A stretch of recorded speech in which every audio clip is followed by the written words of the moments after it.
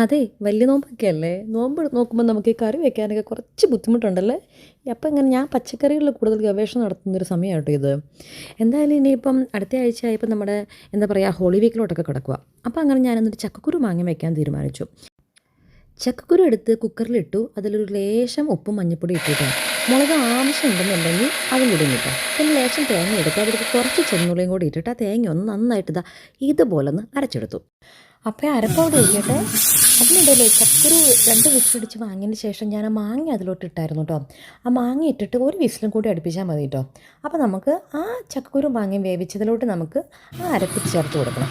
ആ അരപ്പ് റെഡിയായി കഴിഞ്ഞാൽ ജസ്റ്റ് ഒന്ന് തിളച്ച് കഴിഞ്ഞാൽ വാങ്ങി വയ്ക്കുക. കടുക് വറുക്കുന്നു. അതിലോട്ട് ലേശം ചുവന്നുള്ളി ഇടുക. പിന്നെ അതിൻ്റെ കൂടെ ഞാൻ ആദ്യം മുളക് പൊടി ചേർത്തിട്ടുണ്ടായില്ല. അപ്പോൾ ഇവിടെ അധികം എരിവ് ആവശ്യമില്ലാത്തതുകൊണ്ടാണ് കേട്ടോ.